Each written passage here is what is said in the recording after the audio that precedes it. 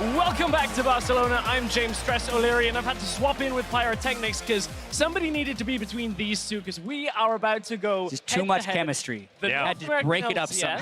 North American LCS, LPL, you know, somebody has to be in the middle of these two. Before I like how you went two straight to love, though. I mean, it's supposed to be a grudge match between the regions, but no. It's all about just the love we share, Jet, and I like that. I like that a lot more because NA LCS team looks a little bit stronger than the LPL at the moment. Well, really? Let's take After the LMS game? Okay, maybe a different story. However, Mouse. Both of you, calm down, both of you. We need to go through this the right way. Let's look at the rosters first before you guys get out of the gates. First of all, representing Team Fire, it's the North American LCS All-Stars. In the top lane, it's Impact. In the jungle is RonOP. Mid lane is Bjergsen. AD carry is Doublelift, and beside him is Afromoon. And their opponents representing Team Ice from the LPL. It is going to be in the top lane. Mouse, the man who came back from being awful in the early game in that assassin mode game, so is here to stay. Jungle is going to be Clearlove, Wayless in the mid lane, and it's Uzi and Mata from RNG in that bottom lane, who looked spectacular in the 1v1s. And if you're talking about bottom heavy, I think the LPL is certainly it. That certainly is for sure, and it's such an important game as well because both sides of these, 100 points are on the line, and both teams need it. It's dead even right now. Yeah, it really is the swing match because NA did get beaten by the LMS yesterday. We've already seen, you know, it's pretty much the last straight-up region v region clash until we get into the mixed teams tomorrow. So really important for NA to win this team if they want Fire to win, and the same for the LPL if they want Ice to win. And Jed, I know you're chomping at the bit to talk about the LPL bot lanes. They've been instrumental in a lot of their games. When you look at how many people have been down in that bottom lane, your thoughts coming into this against Afromoon and Doublelift? Yeah, I mean, Doublelift and Afromoon, I heard Doublelift talking a little bit earlier, and he's basically saying if we don't feed bottom lane, I think we'll win. So he's actually a little bit worried against Uzi and Mata once again, and who wouldn't be, especially after the way Worlds ended for Doublelift in TSM, where Uzi got a very early triple kill as they were picking themselves into a bad matchup, thinking they'd be able to stand. No way. So I expect them to try and pick, like, maybe something super tryhard like Caitlyn Nami or something to say, we are not going to lose this lane, but you never know. Even in their win, though, against Europe, the bottom lane still looked suspect for the North American LCS All-Stars. So there is still a question there. Now you've got to go up against, as you said, Uzi and Mata. I mean, no. They're not going up against Uzi and Mata. They're going up against Uzi, Mata, Clearlove, and Wayless. Because it was a four-man party for the LPL on the bottom side of the map. And we'll see whether it's going to happen again. Because you're exactly right. I feel like they just don't feed. And by not feeding, they just try not to die to the cavalcade of humans on the bottom side of the map. But let's hop into Champion Select. NA LCS are going to be on our red side, and the LPL, representing Team Ice, going to be on the purple side. Oh, well, blue side.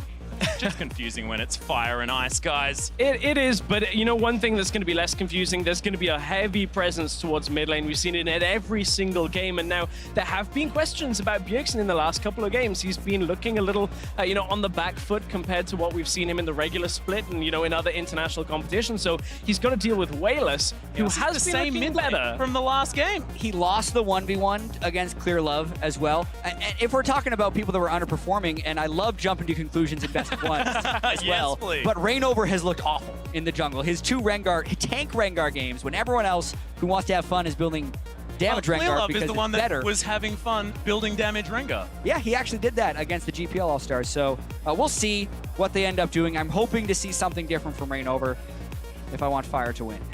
Well, you do. If I want Fire to win. This is a non-biased professional cast, Atlas. Oh, yeah, sorry, chat. Sorry, I forgot about that. I don't know how I did. Just ridiculous.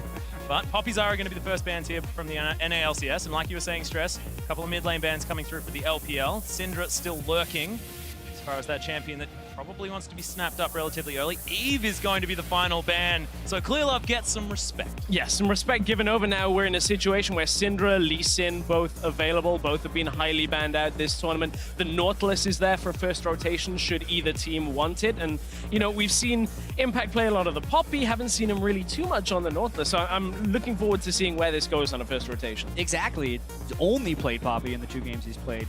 Nautilus also pretty good flex. Expected to see the Syndra band, otherwise I think that would have been the first pick. But Nautilus would make the most sense if they want to pick a strong top laner who don't need no jungle ganks. But works very well with them, by the way. Yeah. Best gank assist in the team. Now, at this point, do we think Mao's just kind of goes to Maokai and is like, okay, you're going to have to give me that? Or do we think that... for the redemption. Because once again, Mouse versus Impact. That's true. I don't think he wants that 1v1 at all up in the top lane. Probably going to be calling ClearLove up his side, but we know how Uzi and Mata demand a lot of presence. Not a lot of bot lane presence in the draft so far, though. Yeah, definitely not. And I don't even know, even though Mouse could trend towards Maokai, there's no need to pick it right now. It really depends how much they feel like the power picks are still on the board. Karma, a decently lane-dominant champ, although if they were locking this in, which they do, Aphromoo mentioned that, oh, turns out Sona beats Karma in lane when he played against Albus yesterday, so we could see a return of Aphromoo Sona as well later in the draft. Don't think they'd pick it right away. And of course, with that takeaway of the Orianna, it's locking the Karma into the bottom lane, so there's no flex picking in this game. The takeaway I like as well, getting Wayless, or at least Bjergsen off that Orianna, that was the Rengar combination that really punished Europe in the bot lane roams, so I like this takeaway. I want to say as well that this is Wayless's Orianna. This is a guy that's been playing this champion for an incredibly long time, has really interesting build paths as well, like the Liandry's Torment relatively early when he was playing it in the LPL. This guy more than happy to play it at any time. But this is one thing I wanted to talk about as we hop back to the side of the NA LCS. Is Bjergsen's Katarina's not banned this time. Yep. Didn't win in the Assassin mode game, but now gets an opportunity for redemption if he'd like it. Won't though. He Just does gonna not hop like straight it. onto the Cassiopeia, and there's going to be the Rek'Sai picked up for Rainover. And this is one thing that I really like, is the fact that, you know, the NA LCS squad aren't just going, okay, all about the early game, we've got to get a cat and snowball. They want to get something for later in the game just in case, because we know that historically that kind of has been a problem when facing LPL teams, is their early game tends to be incredibly strong, and if you kind of fall behind it on a snowballing champion like Cat, good luck ever catching up. Absolutely. Cassiopeia just generally strong. Bjergsen obviously very good at that, but seeing it against Wayless's Orianna is going to be pretty exciting. You're hoping that we'd see the vein out of Uzi, but Uzi also wants to win lane. This is even more old school smart pick Uzi as well, picking up the Caitlyn. It was always one of the champions that he was most feared for. And the Rengar as well. I like it a lot more. Yeah, I mean, a lot of people say you just pick Caitlyn to win lane, but when you're as good as Uzi on Caitlyn, you just demolish lane is the thing, because he can harass you on every CS, and he generally does. So it's not just about being able to farm safely, but just being able to heavily deny the enemy AD carry farm. Not to mention just the power of a Karma Caitlyn lane. I mean, that is super oppressive, what with all of the harassment, all of the Kai potential as well from the slows that are coming through from that champion. Yeah, they could do Twitch if they wanted to kind of sacrifice the lane, but still have the really strong team fight afterwards. Rengar, AD Rengar against Twitch, not the funnest, but it could work. I mean, also, you're talking about sacrificing the lane. Are there many lanes that we really feel like Double Lift and Aphromoo are going to be able to go like, okay, against Uzi's Caitlyn, against the Karma, let's lane bully this. Yeah, let's lane Karma. bully this lane. The only thing that I feel could be like more annoying would be like the old school Ezreal Sona lane, you know, where you just insta-kill someone level 6. And sit all the way back, potentially. And sitting all the way back is not as real. bad. Yeah, that's the thing. Bad at all. Jhin is the #1 pick against Caitlyn as far as people who want to pick an AD carry against it, and then Sona can also be considered one of the best ones against this. If they flex, this would be super troll and awesome, but they're most likely not going to because they still have to pick their top lane. Yeah, well, once again, a flex if he's hovering that. Jace has played that in the support position in the past. Oh my goodness, Double Lift is going to be in a bit of trouble with this Rengar, though. Jhin, as soon as he locks himself in his ultimate... Oh, gosh. Oh, and now there's more dive. The Super Bowl delivery squad, I think you call this, from ClearLove and Mouse. Yeah. If they get a combo that's good, everyone will die. That's the problem. So NA needs to make sure they're spreading out and staying as safe as possible. But when I look at the NA squad kind of in a vacuum and don't really look at their opponents, I'm quite liking this champion select for a few different things. The Nautilus very strong in the top lane. Rek'Sai still has a lot of presence with Courage of the Colossus as well. And we've got Bjergsen on Cassiopeia. Normally that's a good sign. Normally that goes a long way, but still, there's positives on both sides of this draft. Yeah, and I do actually have to point out, I've been paying a lot of attention to the NA player cams in all 3 of their drafts, and I don't think it's a coincidence that Double Lift has been talking the most and also gotten to pick his AD carry in the last rotation in every draft. So he's basically just, please pick me into a good matchup. But in this one, I think it's going to be a pretty interesting lane because the Caitlyn Karma is one of the strongest lanes you can do. But technically, as close as they could come to a counter pick, they tried to do so. Yeah, and look, if you're talking about Uzi being, Doublelift being a massive carry, Uzi most certainly is as well. Now has a double shield composition to try and keep him healthy, what with also having that Vengeful Maelstrom coming out of the Maokai, if Mouse is going to be sitting back and getting that done. But, ladies and gentlemen, we want you to hop onto Twitter, use that tweet at LOL Esports, use the hashtag FireWin if you think that NA LCS is going to be able to take this one, or the hashtag IceWin if you think that LPL can take this one down for our final match of the night. Remember, this is for the 100 points to get either Fire or Ice out of this tie that we currently have.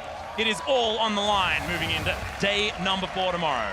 And the question we've got on our minds now as we head into the Rift, Chris? How is Mata taking this game? Is it going to be the Mata in the regional game yesterday that was landing hooks, beautiful combos, or the Mata that ran into tower level 1? That's what makes him the most dangerous player on the planet. Yeah, you never know. He's dangerous for both teams. He's like, he's much like, it's interesting Who's that he he playing is playing for today, chat? It's great that he's playing Yasuo so much in 1v1s as well, because it's really like having a Yasuo on your team in solo queue. Exactly you right. never really know.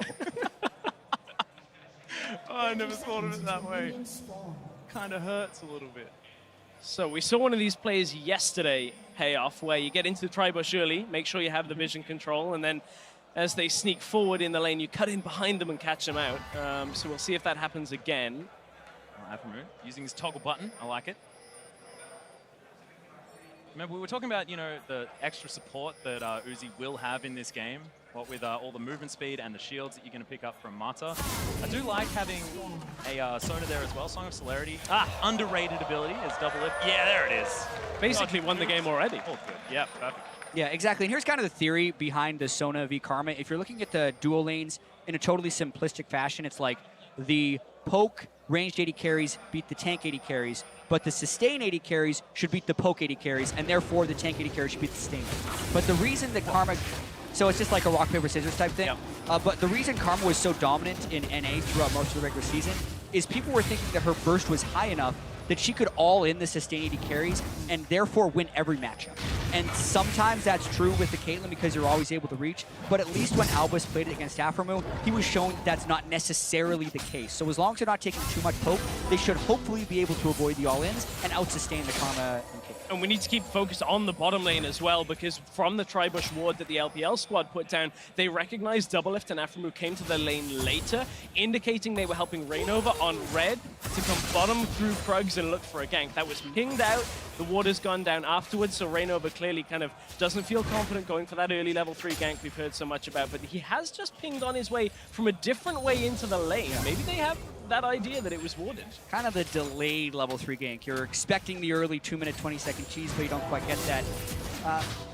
Swing mid. Dangerous as Uzi does so much damage to Doublelift. Doesn't use the heal just yet as Wayless gets himself out, uses the ghost, but not the flash. Just keeps himself safe, but Clearlove on the same path heading topside for impact. Look how low Mouse is, though. Yeah, Mouse is in trouble, but Clearlove is here. Flashes forward, has the red buff as well, so can slow him down. Will the dredge line come off? Cooldown as Impact. Oh, first blood goes down, and it is going to be Clearlove that grabs it. Yeah, and honestly, pretty disrespectful by Impact there to be pushed up at that stage in the game. Yes, the level 3 gank didn't come directly, but until you see that level 3 jungler for the first time, depending on your side of the map, the duo lane for Ice shouldn't have been pushed up. They actually technically should have died for that because Rainover should have ganked bottom off that path since they were pushed up so far. Impact was pushed up the same way. Clearlove actually punished it, got the kill. Doublelift takes a lot of Uzi misses the combo. Yeah, exhaust. Cute little exhaust comes out as Mata tries to get the damage down. Good block there from Aphromoo as Doublelift taking so much damage. The autos from Uzi seem to come from such a long range when you're against a Jhin. Yep, always max range on Caitlyn, and that's some of the things that the best Caitlyns can do is just make sure that they're kind of pole arming you and never trading, but instead just getting damage off for free. Perfect adjective for that. I never thought of it. Pole arming? Yeah, good. Stunning. Peacemaker is going to land on Doublelift. Not looking all that peaceful at all, to be perfectly honest. Doesn't have heal, so really, this is tickle risky. would kill him. Especially now that they can kind of assume Clearlove is bottom side of the jungle, they don't have wards to spot him either. So this is fairly risky, but with Rainover bottom side, they should be able to scout that. Oh, Aphromoo dropping so low off this. Yeah, if If Rainover goes in, he has to 1v2 because Doublelift and Aphromoo can't approach. Especially not without that heal you were talking about. Like, maybe if they had that, they would think they could just about balance it, but it's still, look at the health difference already. If they even tried to trade, that would almost be suicidal. It's gone from a gank to, well, I guess I'll be the one to pick up this experience underneath the turret. Aphromoo going to join him as well as Doublelift goes back, grabs himself a cull. Just feels like conceding this lane at the moment, but that's what we were talking about. I mean, this isn't actually all that bad. If they don't die, it's probably fine. Allow Bjergsen, allow Impact, try and get advantages if they can. But if we have a look at those lanes, it's very, very even. Apart from that top lane, after that first kill, Mouse able to get himself ahead by that 10 CS. Yeah, LPL technically winning these 2 lanes in the top and the bottom lane, not by a huge margin, but it could definitely get a lot worse if the bottom lane trends the way it has been trending. 300 gold, not a huge deal, but Cull versus Pickaxe really speaks to Doublelift only wanting to sustain that lane with Aphromoo, and Uzi and Mata just able to keep the pressure. And this type of thing can snowball very easily if you're able to get the kills after you've gotten the large lead, get the first turret, and so on. Yeah, and a big one as well is that Clearlove has managed to make it about 600 gold in the lead over RonOP as well with that first successful gank. So this Rengar will be a problem. Now looking towards that mid lane to see what he can get done. In fact, relatively low on mana, but he's doing fine here up towards the top side of the map. Both supports have drifted up as well towards this mid lane. You can see them kind of backing and forthing over the wards in the river. Mata's going to take himself that fruit. I would argue that Aphromoo securing a little bit of vision for himself may go a little bit longer. They now realize where Mata was. Aphromoo doesn't get caught out in the bush by any kind of cheeky play around that tri-bush as they get back into lane, but still they maintain the CS lead for Uzi in that bottom side. And now we see these trades. When you talk about that pickaxe into the cull, Doublelift, they've got to play careful around this, because as you were talking about, Uzi at max range is just punishing him every single time he's trying to come forward to last hit. Yeah, and this really hurts RonOP as well, getting the entire quadrant of his jungle stolen by Clearlove. There's not really much he can do to get back at that with the longer respawns on jungle timers. Something about this season, counter jungling much more rewarding if you're able to pull it off. Gotta go straight for a gank. Surprising, the Mouse was still around. Yeah, well, there's the depth charge. Mouse claps his hands, but that's going to spell game over, you'd expect. There's the flash, arcade smash as well, and he makes it out alive. Yeah, surprising he's still around, but he's still Maokai. Yeah. Double Doran's Health Crystal, one of the best builds you can go early, absorbing the gank against the Nautilus. Rek'Sai, who hadn't shopped, so not much damage actually coming through. He unfortunately had to burn his flash because he should have just backed away after seeing RonOP, knowing he'd been counter jungling. The only thing he can do is go gank, but he still gets away without a huge punishment. Clearlove right now, though, from the time in the jungle that he spent, is almost a whole level above RonOP in experience. And since he's now past that level 6 mark, Clearlove has the opportunity. Earlier, we saw Aphromoo and Doublelift pushing up fairly heavily in the bottom lane. You can see Clearlove just hanging around the back of mid lane as well, looking to try and perhaps get in onto Bjergsen. A little tricky to go forwards if the Cassiopeia kind of knows you're coming, so we'll see how Clearlove and Wayless can utilize this Shockwave combo with the Rengar. We saw NA use it to great effect on day 1 against Europe. They used it to great effect once, and then the other times it was just RonOP running away. But I agree with you, it has a ton of potential to work, especially on the damage Rengar as well. Even if you get a little bit of tankiness, the 80 Rengar plus the 2 or 3 item Orianna later in the game, clean one shot. It's disgusting when that starts hitting. And when you kind of have that moment where Clearlove's no longer the ball delivery and it's all about Mao's kind of going in, that's also just a very dangerous setup. So the LPL squad have this huge wombo combo setup if they can get it a little bit later. Yeah, really nice disengage as well with all the extra movement speed that they have, what with the Inspire and with the Command Dissonance as well. Just very flexible in this composition, but they do need to get there, and they do need to play well from the mid-game to the late game, because we saw against the LCK, it's a different story. After what was a very promising first 5 minutes, things went wrong. Oh, nice one! Made it 8 minutes in, as Mata has to flash. RonOP doesn't get the knock-up, and no deadly flourish to be found for Doublelift. Good reaction time out of Mata there. As soon as RonOP was spotted, as soon as he knew he was there, flashes right over the wall. Good immediate. It was a really clever move by RonOP because they'd pinged on the control ward, and those are the greatest baits to try and catch someone going to clear it. RonOP taking the plant over the Drake wall and then immediately tunneling in afterwards. Afro's not quite 6 yet. He can't deny this Rengar if he jumps on him. Oh dear, there he is as Clearlove jumps through. Good flash from Aphromoo, gets out of the way of the ball strike, but Doublelift does have to use the heal. Successful gank from Clearlove. Just the Rengar damage did 70% of his health without anyone else around. In the mid lane, there's the flash knock-up from RonOP. Oh, doesn't actually find the stun, but Bjergsen has enough damage. That's going to do it for RonOP. Yeah, love that gank from Cassiopeia, just throwing down the W as a gank. They love again, though. Oh my goodness, Afromu's in a rough spot. The flash is nice, but Clearlove taking a lot of damage. Oh my goodness, there's a Peacemaker, and Uzi grabs himself the kill. Mouse with a bit of a delayed teleport, but to answer, Impact who gets stunned up underneath the tower. So much damage there. Rainover eventually turns up. Good shield from Mata, but he should fall down. Double if grabs Clearlove. Can they clean this fight up? As everyone's getting back underneath the turret, Miasma goes over to the top, and Uzi says, where did my friends go? I'm gonna die to the turret because I want it on my own terms. That's exactly what NA needed to happen. This gives Doublelift 2 kills. Uzi only picked up 1, and they're able to get pretty much everything back. While yes, the initial dive was successful, when they teleport in, because Wayless was off the map, having been killed early, Ice can't actually match the numbers, not to mention they can't retreat. So they're stuck in this murky middle ground where they're hoping to close in onto Doublelift, but they can't because he's staying out of Twisted advance range. So he just gets to free hit this entire time, and everyone was trying to focus Impact, which just wasn't happening. And it all stems, as you were talking about, an overextension in the bottom lane, but first of all, an overextension by Wayless in mid. He thought with double summoners up, he would be okay, but he pushed the wave, didn't have a read on where Rainover was, and it punishes the LPL squad way harder than just that one kill in the middle lane would have. Yeah, and that's the trickiest thing we were talking about laning against Cassiopeia. Even though you have Flash, it doesn't mean it'll help you in a gank because of the grounded effect of the Miasma. Well, I do want to remind you of what I just said about LPL versus LCK. I mean, it may have taken about 9 minutes this time around, but things have certainly gone back in the favor of NA. We do now have a slight gold advantage by about 800, but what's really important is the fact that Doublelift has clawed back what was a massive deficit on the bottom side of the map. Still a lot of pressure here from Team Ice, but NA feeling a whole lot better after those kills have been picked up because 2-0-2 now on the Jhin. Going to be pretty comfortable, just needs to sit back. It's a good spot to be in, and for Doublelift, you know, it's going to revolve around these skirmishes early on. We've already kind of recognized that it's very difficult for Jhin to push back Uzi and Mata as they're pushing down on that bottom tower, so he has to kind of find those safe spots that we were talking about. Bjergsen has Wayless caught potentially again. Yeah, has to flash himself over the wall. Oh, there's the shockwave onto Rainover as Clearlove. Hoping a combo. Yep. Couldn't quite find it, and of course, no shockwave for the kitty cat. Yeah. Clearlove just launches his way out of the brush. All burn, so that diminishes a lot of pressure, unfortunately, for Ice. The lumbering Nautilus, not going to quite find too much. Big Daddy, go back towards the top side of the map. Uzi didn't quite get the traps off completely. Yeah. Still, though, trying to get as much control as possible in this bottom side. What's interesting is that control ward has lasted for so long in the tri-brush, and that's what's basically keeping the turret alive, is the fact that that control ward exists. Because there's these large minion waves that they're able to push to the turret, but then they're not willing to actually get the turret harass off because they don't have control of the tri-brush, which will tell them when the gank will be coming.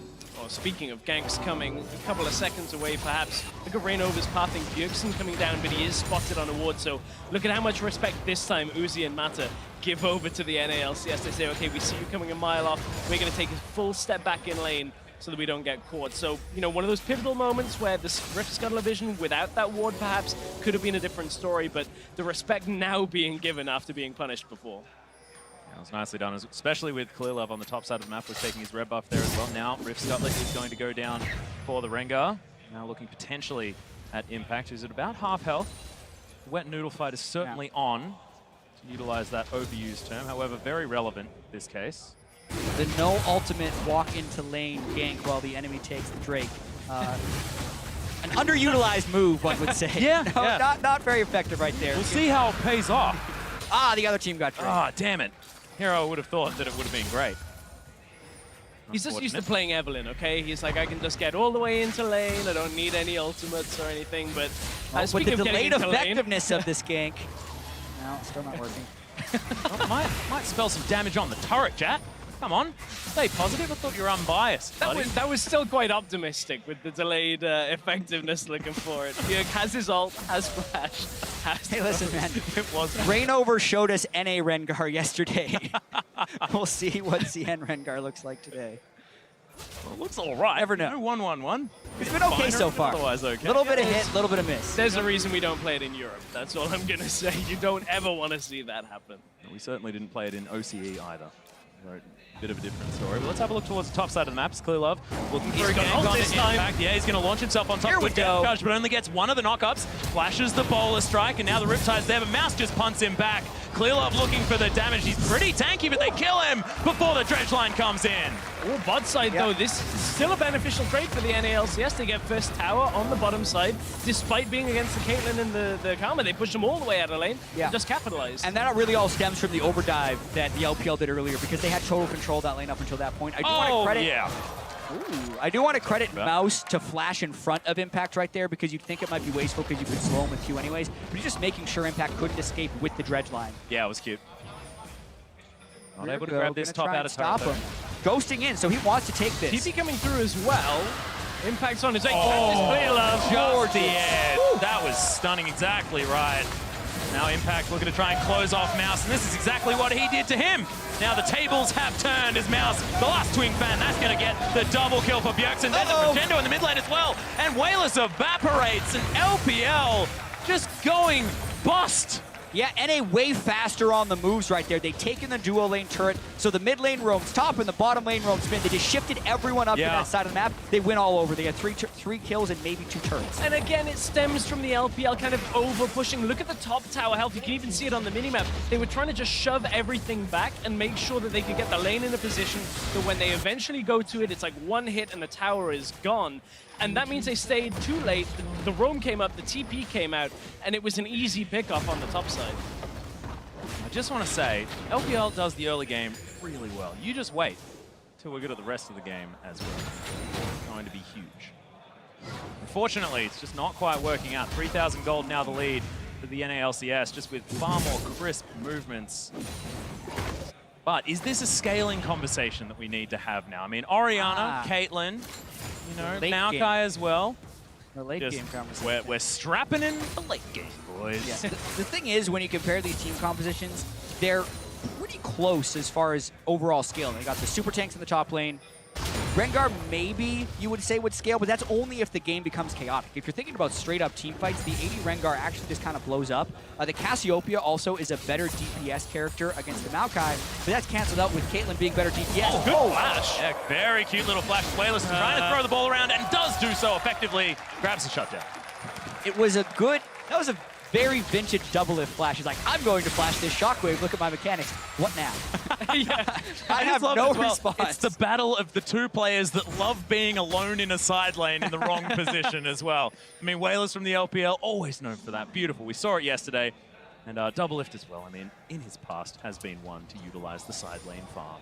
Yeah, going for it. Still down in CS. It's the thought that counts. It's coming up on Christmas, you know? I mean, thought that counts is very relevant at this stage.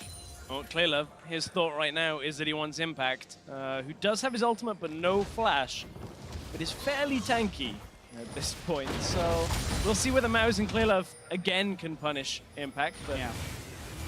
80 Rengar thrives on killing squishies. I've been very surprised to see him visiting the tankiest player on the map repeatedly in this game. When Aphromoo was losing 75% of his health from like 2 Rengar spells earlier. Very surprised that he hasn't been going for more plays and just trying to kill the support. This time though, I like the fact that they don't just go for it, because they see Uzi and Mata coming up to the top side, Impact backs away, and while they had set that tower up to be killed earlier, they finally get an objective from it as well. So second tower of the game for the LPL. Important that they go up there to get the turret. Just overall commenting on the surprise of how much he's been up there. Yep. Uzi now, you can see on your screen with the variety bucket of items, looking for that Hurricane as well as the Infinity Edge and buying as much of both of them at the same time as he possibly can. I certainly like that. On the other side, it is going to be Double F finishing off his Essence Reaver as well as his Zeal for a heck of a lot more cooldown reduction at this point in time. Turn call could come through at any moment. Oh, whoa! Last Cone is going to deliver Aphromoo in the right spot. Double F didn't quite manage to make it. Oh man, you always want to punish Aphromoo. He plays so far forward and oftentimes does get burned for it, but not this time. Oh dear, Clearlove taking so much damage. Good command protect. Bjergsen takes a lot from that dissonance. Uzi shoots one over, but RonOP is going to pick that one up. Hold up to find the kill or anything like that. Mouse still underneath his turret and he's going to be okay. We're in one of these situations where both teams are like, okay, we're going to put 5 people up there, and it's probably going to be one of the ones where everyone just backs away. You don't want to just head-on engage into either of these teams, so we'll see whether NA LCS can do anything with it, get some vision control on the top side perhaps.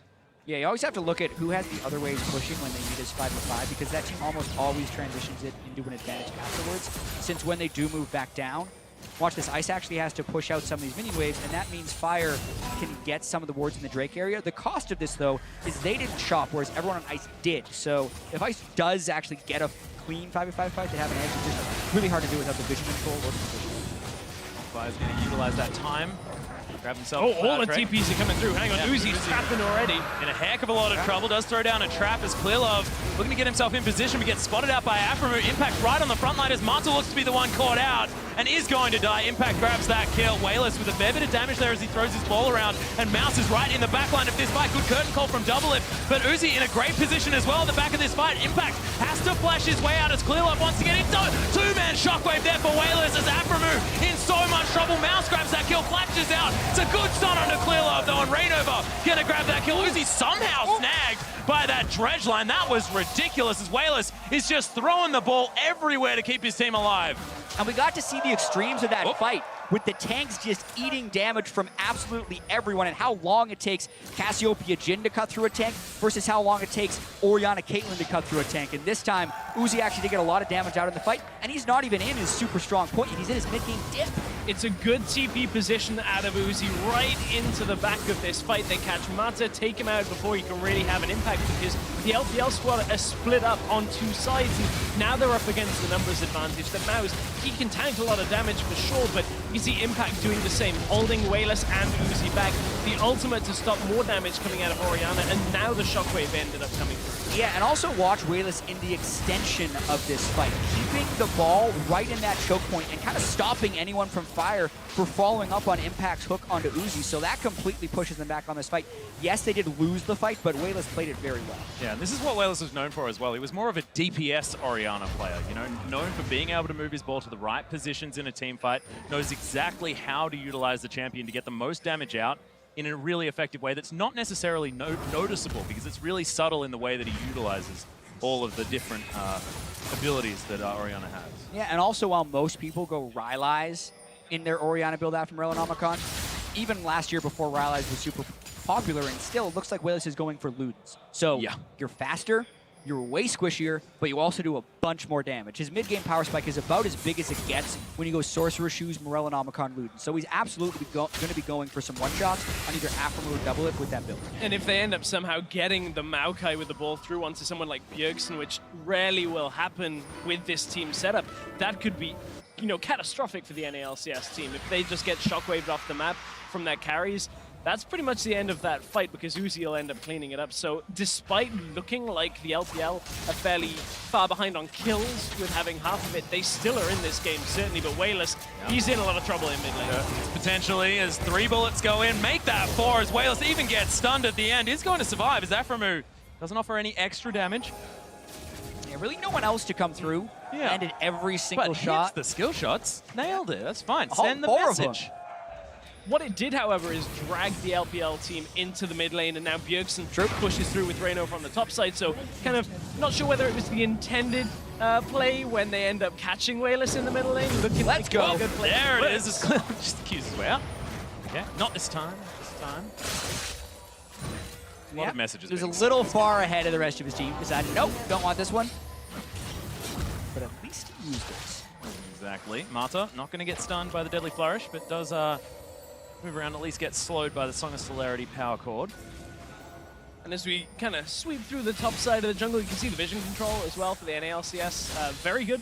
They got 2 sight stones as well, so on top of that, they're able to maintain a lot of vision. Rek'Sai, one of the few junglers that still can do that isn't Lee Sin when you look at how the meta plays out. You see an incredibly low amount of sight stones, especially on the new season, mainly because most of the new season has been seen in solo queue, and no one builds that stuff in solo queue on the jungle.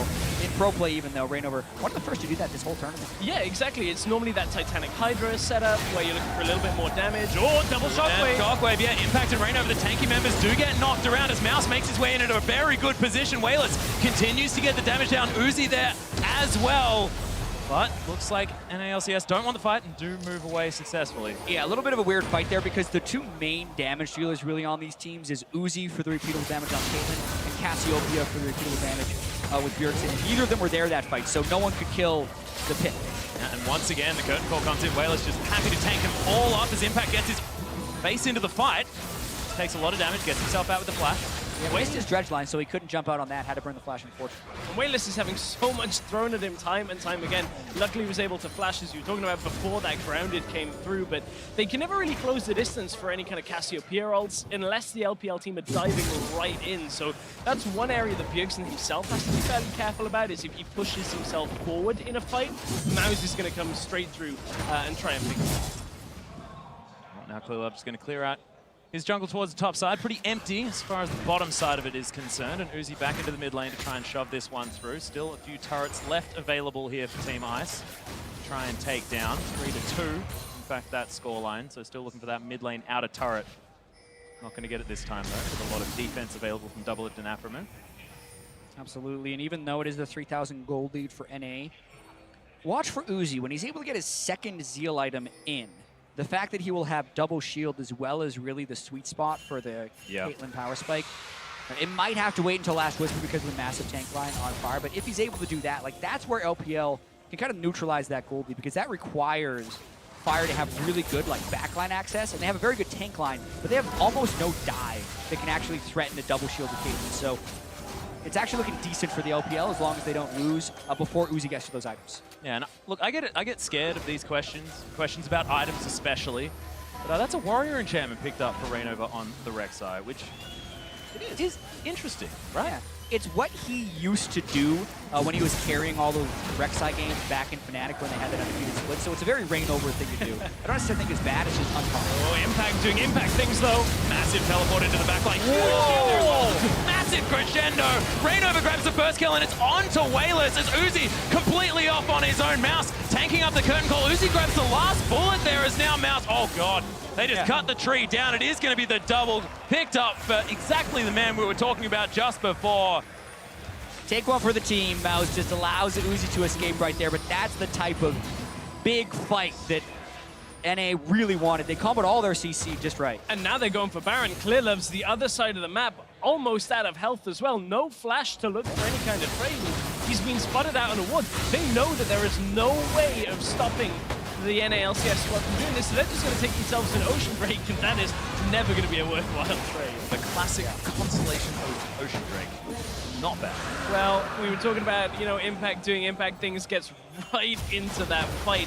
Gets the knock up off the dredge line on multiple people, and Aframu just hits, you know, the perfect crescendo for the moment. I feel like because Uzi was in the jungle, Ice walked towards the teleport. They had a path to run through the river and kind of delay the fight, but they chose not to take that. Instead, they kind of ran straight into the Nautilus, who knocked up everyone, allowed the CC chain to happen, and then Mouse was really just taking hits so the rest of them could run away. Just seems all about these choke points. Yeah.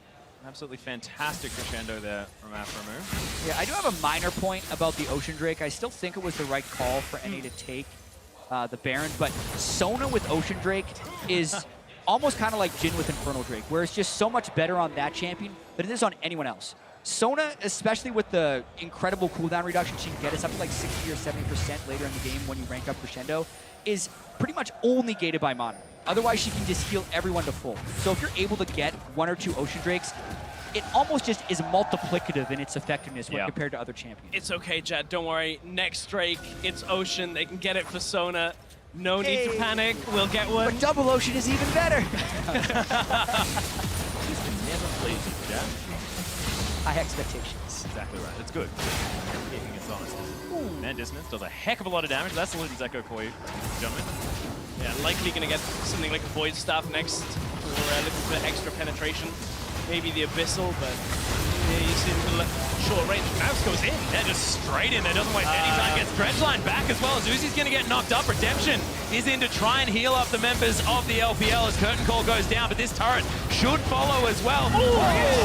Massive damage on Aframu, but Impact is able to tank that one up. It is going to be Doublelift taking down the Orianna. As now NA just tearing them up. Clearlove's dead. Mouse is dead as well. Uzi, I think he was there for a second, but he just goes down, and Mata's going to spell the triple kill for Doublelift. That's the game. That's a clean ace with the Baron buff, totally decimating the LPL in that last fight, and they're going to win pre-30 minutes. Just unbelievable play from the NA LCS. First Nexus turret down, second as well, and this puts Fire 100 points in the lead at the end of the day and gives Doublelift the revenge that he needed against Mata and Uzi. I'm sure he would gladly trade this all-star single-game victory for the Worlds game, but it feels a little bit nice, I'm sure, to have a victory over Uzi and Mata, although the last lap still goes over to the LPL. Good game all around, able to close it out.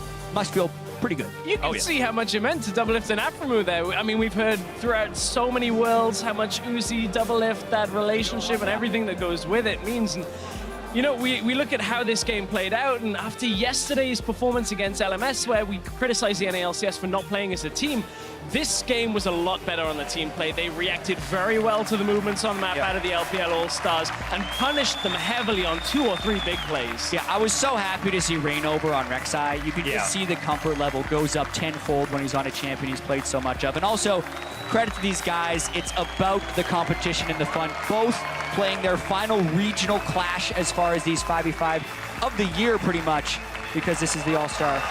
And huge smiles on everyone's face as well. That's the fantastic part. Uzi there grinning ear to ear after what was a phenomenal early game. Just wasn't quite able to be enough towards the end. Yeah, he was off taking red buff actually when that siege started, so was never really able to come together for the LPL. But he does know, he's like, I was up a bunch of CS early in the lane, so everyone's a winner. Yeah, exactly. I mean, I did a good early game. I mean, I'm an 80 carry in mid-game, not exactly where I'm supposed to thrive. That's on you guys. So Uzi's probably still feeling pretty good. It's like, we barely made it out of the mid-game. Yeah, he's like, wait, surely we had another 20 minutes on this game. We had the Orianna, we had the Caitlyn, but all good fun. Potentially also the last game Uzi and Mata could dual lane together. Yeah, they played that whole year together, or whole split together on RNG as well as the Worlds run. And Bjergsen and Doublelift as well. I mean, they're not paired together, but still, it's all the end. Second Rush Hour wasn't necessarily as good or as memorable as the first one, but it's still nice to watch. Yeah, I thought it was fantastic, and they played that one out very, very well. Of course, as far as their synergy is concerned, looks like it's still great.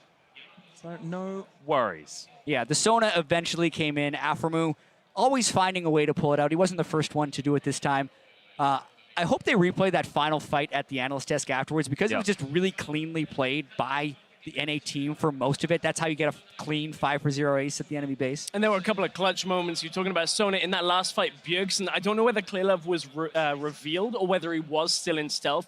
Bjergsen ults him point blank as he's about to jump in, takes him out. I mean, the fight was already done at that point, but I'd love to see it again, just to see, because we only got to see it that one time. Yeah, it was a little bit unfortunate. One thing that was also unfortunate, I love watching Wayless's Orianna, but I feel like we didn't quite get enough of it. Yeah. This game was just picked off over and over again there in that mid lane. Yeah, well, we were mentioning just the fact that NA didn't necessarily have great backline access, that if the late game Orianna and Caitlyn would have been able to come through, it could have been tricky, but they knew when to pull the trigger and how to pull the trigger, and they were able to close out the game when they had to. Yeah, really, really solid as well. I was kind of expecting a little more out of Clearlove and Wayless with that combination. We never really saw that get off, because the one time maybe they would have looked for it, Wayless had already been killed mid, so I would have liked to seen a bit more of that. Yeah, a little bit unfortunate, but let's send it down to Dash, who's standing by with a man who just got his revenge. Thank you very much. That's right. I'm here with Doublelift, the victorious 80 carry for Team Fire here. And at the beginning of the day, we had a video shot of you talking about how you were looking forward to this rematch between Uzi and Mata from Worlds. Obviously, it went very well for you, but how did it feel to come away with a victory this time around? Well, Uzi and Mata are the best 2v2 laning duo I've ever played against. Like, that is the most pressure I've ever felt in the middle, in like just the first 10 minutes of the game. And it just reminds me of Worlds, you know, when like I would be really confident coming into the matchup, and then they would just completely smash me, and then I would play the other side of the matchup, and they'd smash me in that side too. I'm just like, what's going on? Like, they're just so good. So like the fact that I was only down 10 CS or 12 CS during laning phase, I was like, oh my god, like we made it, you know, like that's like for me that's a win. But back in America, or back in NA, I mean, like I'm smashing everyone in laning phase all the time, and then over here I have to switch it around and just like learn how to lose gracefully. It's like a really different experience, yeah. Well, you're at All-Stars, you're up against the best here, but you performed today. Now, if we look ahead to tomorrow, the first match of the day is that tandem mode. You're paired up with Aframu. Has there been any practice going into this tomorrow? Who's playing mouse, who's playing keyboard, and any ideas on what champions might be the most successful when played with two people? You know, me and Afro have just been playing for like the regional matches or whatever, so we haven't practiced at all for tandem. I think I'm gonna whip out Vayne or Ezreal or something like that, some hype champion, and hopefully, I mean, of course, I'm gonna play Mouse because I know how to last hit and he doesn't. But hopefully, we can do well even if I'm playing like a hard champion. Yeah, I would love to see that. Mechanically demanding champions with 2 players will make for a lot of hilarity, I'm sure. Following that is the 1v1 tournament. Now, unfortunately, you're not in it, but there are 3 Fire players remaining. My question to you, though, is with Mata running amok in the 1v1s, his Yasuo up against Faker and Prey, do you think Impact, Levi, or Smeb can actually take him down? All right, I got some faith in Impact. He's my NA All-Star brethren. He's playing really well, and I also have a lot of faith in Smeb. He's one of the best 1v1 players in the world, so... I mean, that's not any toss to Levi or anything. He's like the best. I think he's the best GPL player, but I guess he has a chance too. All right, well, we'll be rooting for them, of course, from the Fire side. And my final question to you is with that, kind of remade teams for the All-Stars tomorrow, you're going to get reunited with Mad Life here in the final game for you of All-Stars. What does that mean to you to be reunited with, one of your first loves of supports back in the old All-Star days? Oh, yeah, dude. My favorite memory of Mad Life is... he's one of the people I looked up to, and I played with him in the 2014 All-Stars, and the first game we played together, he turned to me after the game and said, "Wow, you so good."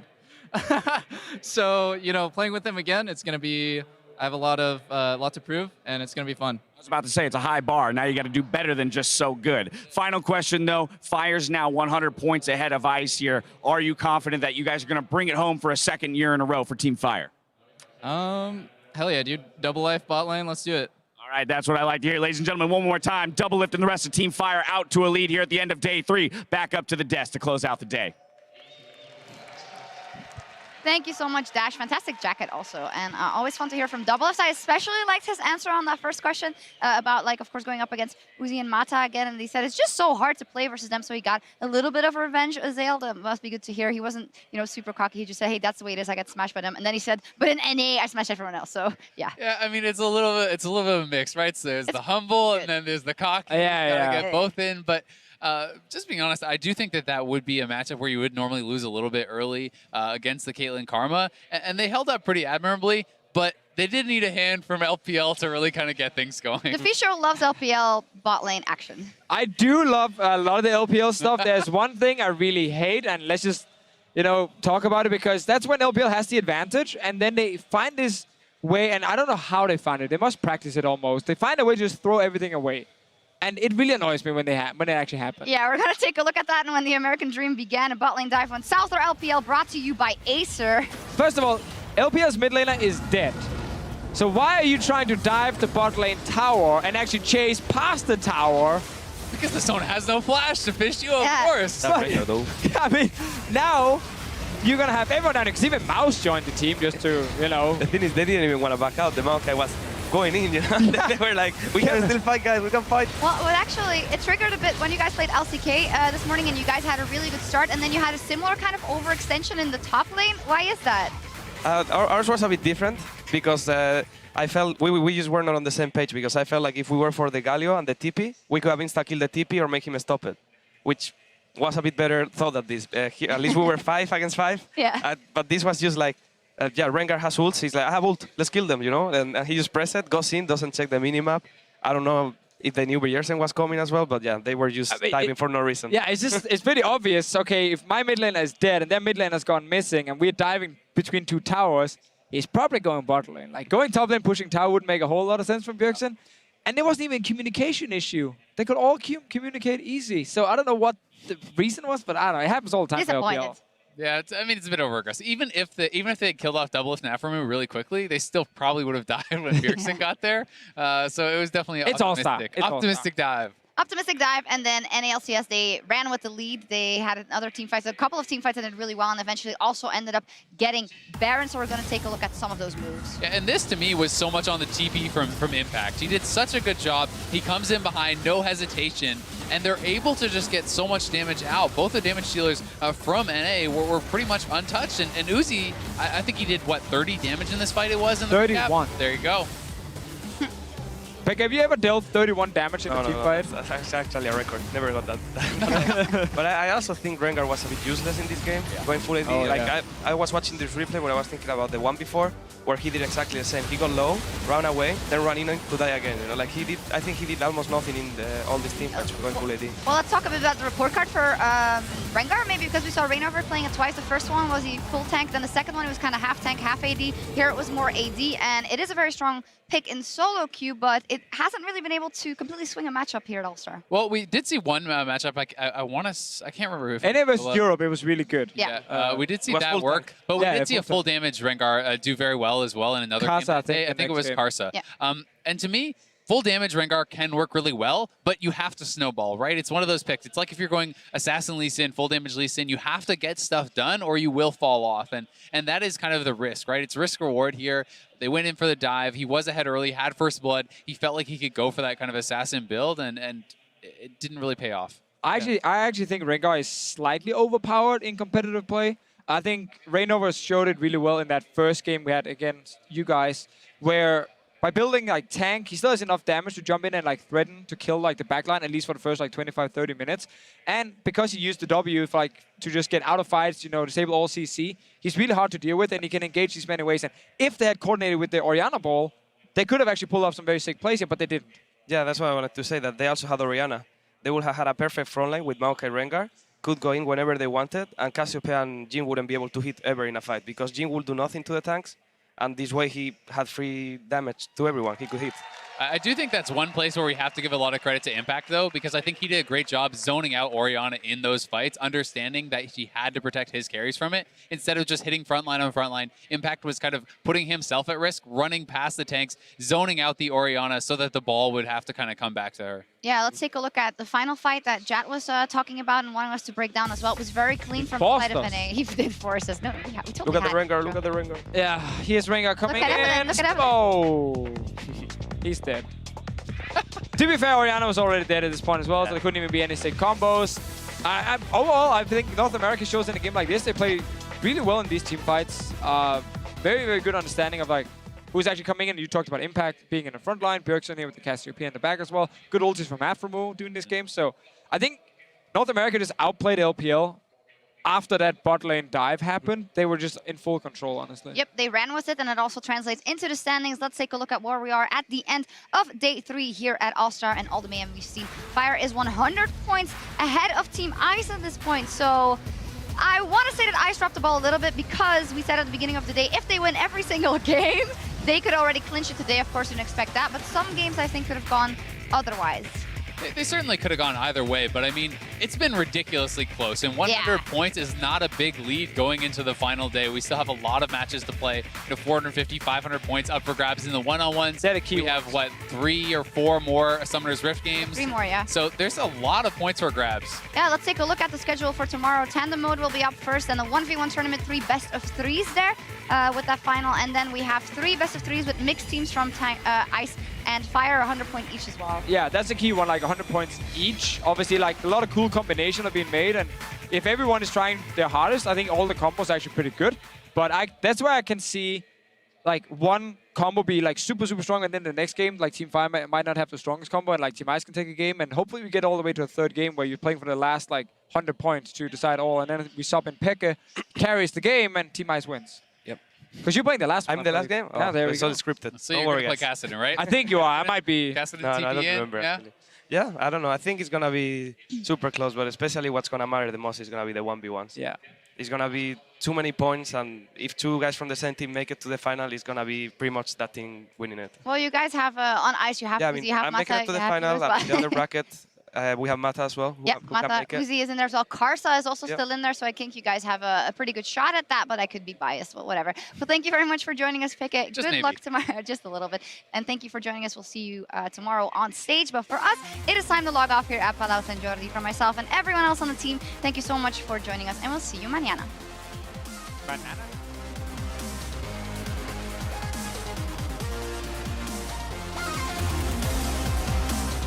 We talk about win rates, we talk about history. What I will say, though, is the crowd is electric here. We have a full house today. All right, screw everything about serious pick and bang fence here. Europe Hey, he's looking for a counter pick. Garrett spinning to win. The Ice Mark comes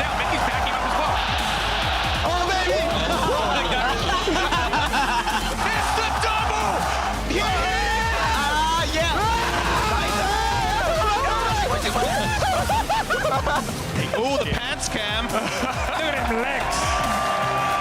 The next gears. There's a second. He still has one. They're not going to get it. Yankos goes for it though. He's going to get it, but they both die. Oh, it was an execute. But Yankos makes it out of the tower to safety. Oh, Bengi. Into Bengi's waiting arms out. No. Huge outplay again.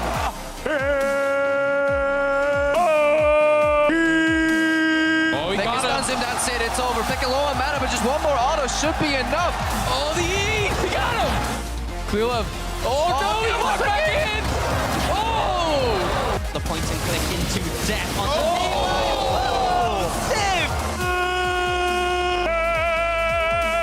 You wanna... Oh, here we go. Hang on.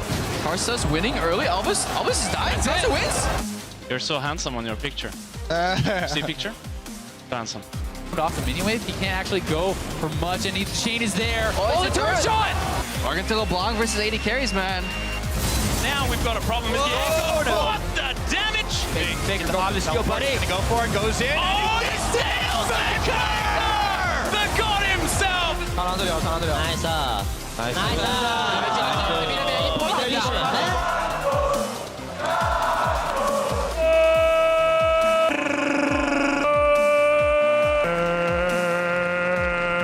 If he hits the Q, Frey's probably dead. Oh, that's a bad barrier. Oh, this is really gonna be close. The crowd loves it, and Mata is pumped up.